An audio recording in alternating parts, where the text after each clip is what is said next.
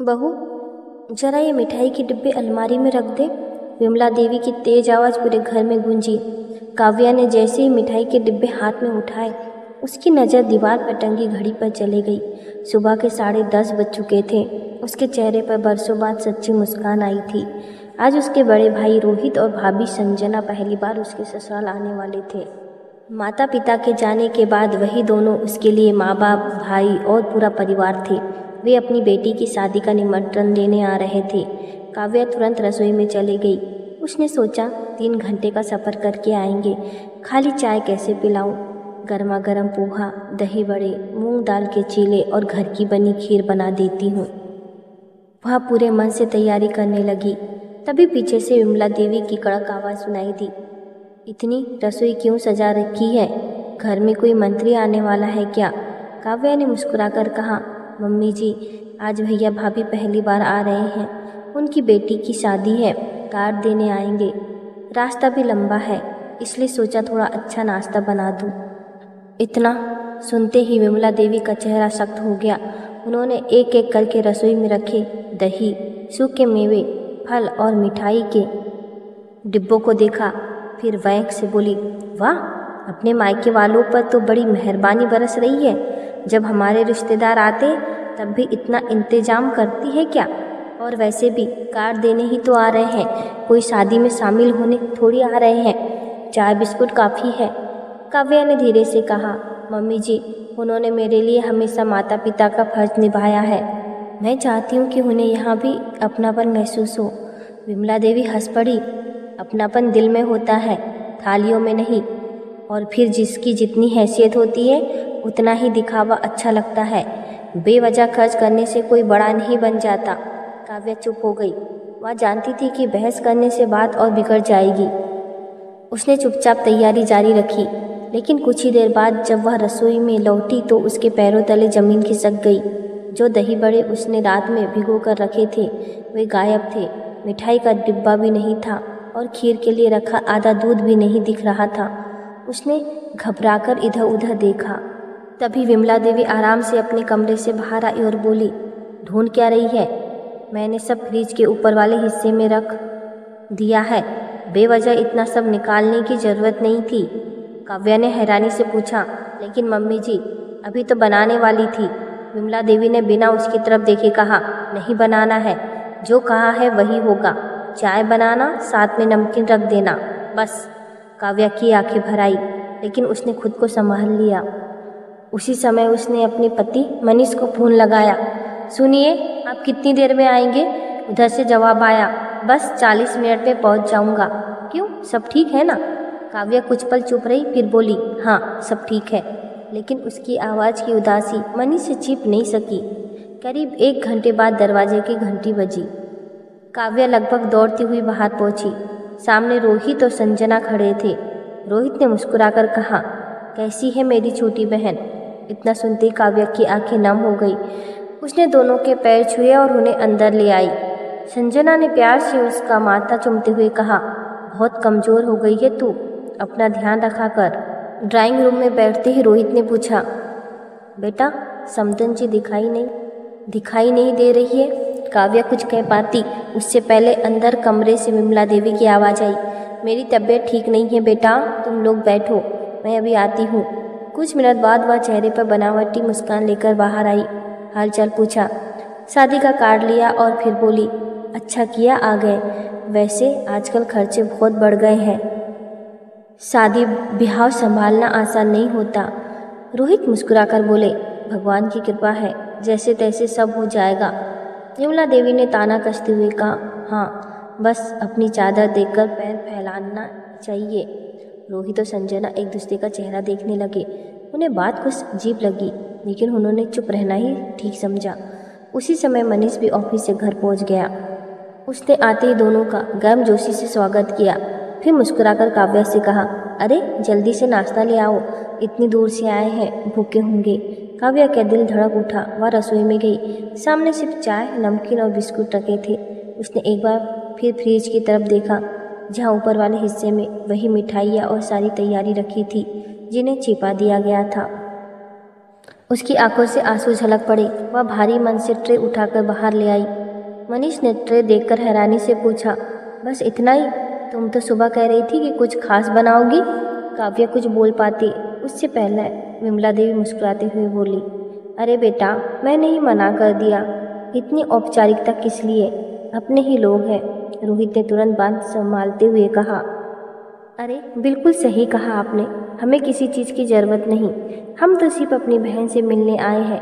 लेकिन काव्या ने साफ देख लिया था, उसके भाई की मुस्कान सिर्फ चेहरे पर थी, आंखों तक नहीं पहुंची थी। उधर विमला देवी के चेहरे पर एक अजीब सी संतुष्टि थी, मानो उन्होंने बिना कुछ कहे ही किसी का सम्मान छोटा कर दिया हो। रोहित और संजना कुछ देर तक बैठे रहे। घर में बातें होती रही थी, लेकिन अपनापन कहीं दिखाई नहीं दे रहा था।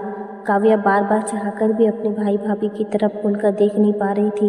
उसे लग रहा था जैसे हर पल उनका सम्मान उसकी आंखों के सामने कम होता जा रहा है। तभी संजना ने मुस्कुराते हुए शादी का कार्ड मनीष के हाथ में दिया और बोली, भाई साहब, अगले महीने 15 तारीख को शादी है, अब सबको ज़रूर आना है। आपके बिना यह खुशी अधूरी रहेगी। मनीष ने तुरंत मुस्कुराकर कहा, हम सब जरूर आएंगे। लेकिन तभी विमला देवी ने बात बीच में काटते हुए कहा, अभी से वादा मत करो बेटा, आजकल हर जगह जाना आसान नहीं होता, खर्चे भी बहुत होते हैं। रोहित ने माहौल ख़राब ना हो इसलिए मुस्कुराकर कहा, कोई बात नहीं समधन जी, समय और सुविधा हो तो ज़रूर आइएगा, हमारा निमंत्रण दिल से है। कुछ देर बाद दोनों उठ खड़े हुए। काव्या उन्हें दरवाजे तक छोड़ने आई।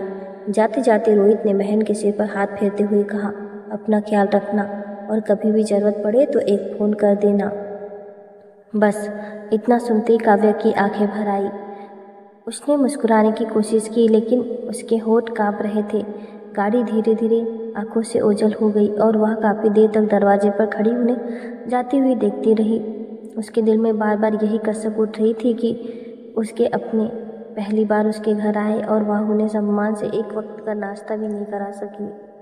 वह भारी कदमों से जैसे ही घर के अंदर लौटी, उसकी नज़र डाइनिंग टेबल पर पड़ी और वह वहीं ठिठक गई। कुछ देर पहले जो मिठाइयाँ, सूखे मेवे, फल और बाकी सारी चीज़ें रसोई से गायब कर दी गई थी, वे अब बड़े आराम से टेबल पर सजी हुई थी। विमला देवी प्लेट में मिठाई निकाल रही थी और बड़े इत्मीनान से बोली, बहू जरा गरम गरम चाय बना ला, अब आराम से बैठकर खाते हैं। काव्या के भीतर दबा दर्द अब आंसू बनकर बाहर आने लगा। उसने कांपती आवाज़ में पूछा, मम्मी जी, अगर यही सब मेरे भैया भाभी के सामने रख देती तो आपका क्या चला जाता? विमला देवी ने बिना किसी पछतावे के कहा, हर आने जाने वाले पर घर का सामान नहीं लुटाया जाता। रिश्ते निभाने का मतलब यहाँ नहीं कि फिजूल खर्च किया जाए। इतने में मनीष भी वहीं आ गया। उसकी नज़र टेबल पर रखी हुई चीज़ों पर पड़ी, जिन्हें सुबह काव्या बड़े प्यार से तैयार कर रही थी। उसने एक पल माँ की तरफ देखा, फिर धीरे से पूछा, मम्मी, ये वही मिठाई है जिन्हें आपने हटवा दिया था? विमला देवी ने बिल्कुल सामान्य लहजे में कहा, हाँ, तो क्या हुआ? अब घर वाले ही खाएंगे। मनीष ने फिर पूछा, लेकिन जब काव्या के भाई भाभी बैठे थे तब इन्हें क्यों नहीं निकाला? इस बार विमला देवी झल्ला उठी, तो मुझसे सवाल कर रहा है? मैंने जो ठीक समझा वही किया। अब काव्या का सब्र टूट गया। उसकी आंखों से लगातार आंसू बह रहे थे। उसने भर्राई हुई आवाज़ में कहा, आज आपने सिर्फ मेरे भैया भाभी का अपमान नहीं किया, मम्मी जी, आपने उन लोगों का दिल दुखाया है जिन्होंने माँ बाप के जाने के बाद मुझे बेटी बनाकर पाला है, मेरी शादी की और हमेशा मेरा साथ दिया। वहाँ लोग 3 घंटे का सफ़र कर कर आए थे, लेकिन उन्हें आपने यह एहसास करा दिया कि इस घर में उनके लिए सम्मान नहीं है। कमरे में कुछ पल के लिए गहरा सन्नाटा छा गया। मनीष ने पहली बार अपनी माँ की आंखों में देखते हुए कहा, मम्मी, अगर आज यही व्यवहार किसी ने आपके भाई या बहन के साथ किया होता तो क्या आपको अच्छा लगता? विमला देवी कुछ नहीं बोली। उनके पास उस सवाल का कोई जवाब नहीं था। मनीष ने शांत लेकिन दृढ़ आवाज़ में कहा, रिश्तों की इज्जत खाने की थाली से नहीं होती, लेकिन जानबूझकर किसी को छोटा दिखाना बहुत बड़ा अपमान होता है। आज मुझे पहली बार एहसास हुआ कि काव्या इतने दिनों से क्यों चुप रहती थी। यह सुनते ही विमला देवी का चेहरा गुस्से से लाल हो गया। उन्होंने ऊंची आवाज़ में कहा, अच्छा, अब बहू ने तुझे भी मेरे खिलाफ कर दिया?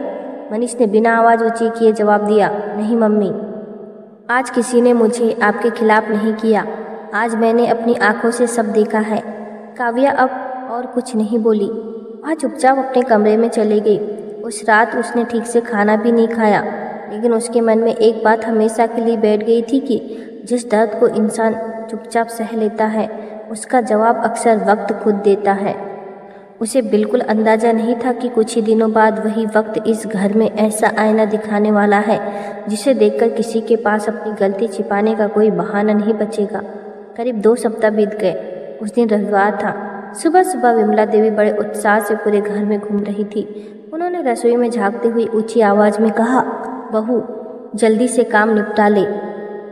आज पूनम अपने पति और बच्चों के साथ आ रही है।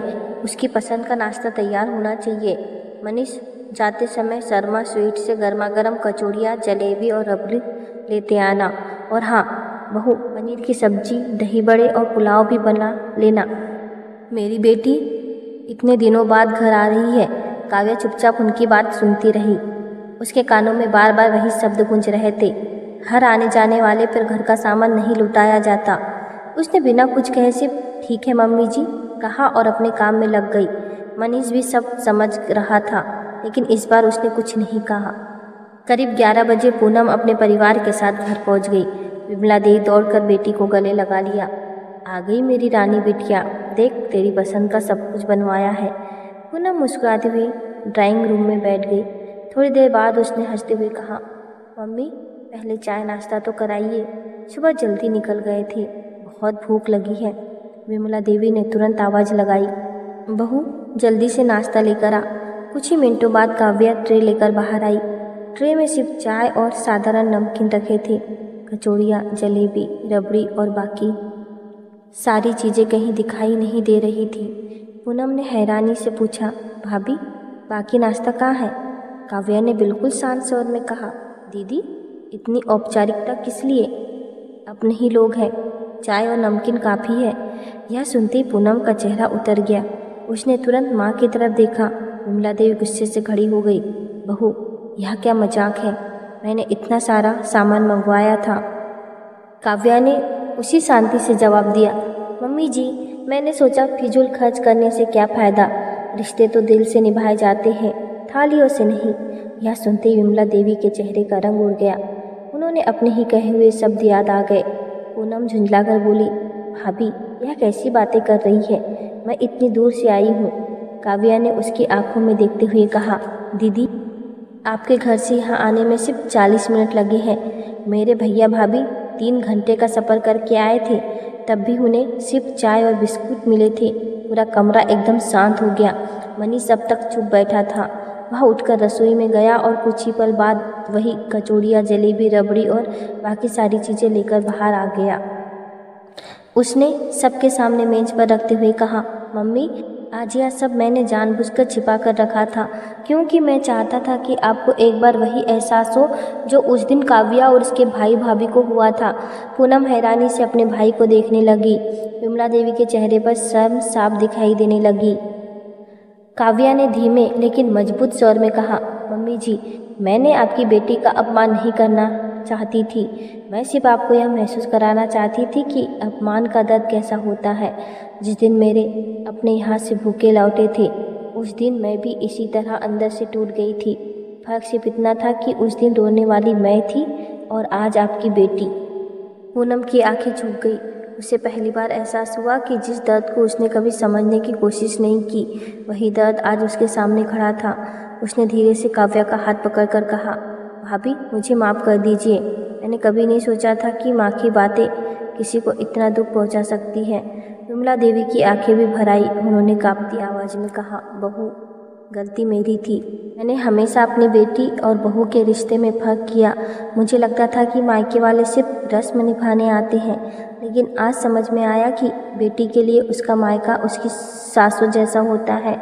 जिस सम्मान की उम्मीद मैं अपनी बेटी के लिए करती हूँ, वही सम्मान मुझे तुम्हारे मायके वालों को भी देना चाहिए था। काव्या ने धीरे से कहा, मम्मी जी सम्मान देने से घर छोटा नहीं होता, बल्कि रिश्ते बड़े हो जाते हैं। मनीष मुस्कुराया और बोला, अब पुरानी बातें यहीं ख़त्म करते हैं। आज जो नाश्ता उस दिन मेरे साले साहब और भाभी को नहीं मिल पाया था, वह आज सब लोग मिलकर साथ बैठकर खाएंगे। लेकिन एक वादा होगा, इस घर में आगे से किसी मेहमान का सम्मान उसकी हैसियत देखकर नहीं, रिश्ते देखकर किया जाएगा। विमला देवी ने बिना देर किए सिर हिलाया। उन्होंने खुद उठकर काव्या की प्लेट सजाई और पहली बार प्यार से कहा, बहू नहीं बेटी, चल सबको अपने हाथों से परोस। काव्या की आंखों से खुशी के आंसू बह निकले। उस दिन किसी की हार नहीं हुई थी, हार हुई थी उस सोच की जो रिश्तों को पैसे और हैसियत से तोलती थी, और जीत हुई थी सम्मान, समानता और अपनेपन की। दोस्तों, अगर आपको यह कहानी पसंद आई हो तो कमेंट करके ज़रूर बताइए कि इस कहानी का सबसे भावुक पल आपको कौन सा लगा। कहानी अच्छी लगी तो इसे लाइक करें, अपने दोस्तों के साथ शेयर करें और ऐसे ही दिल को छू लेने वाली कहानी के लिए हमारे चैनल अनमोल प्यारी कहानी जंक्शन को सब्सक्राइब करना ना भूलें। मिलते हैं एक नई कहानी के साथ, तब तक के लिए धन्यवाद। राधे राधे।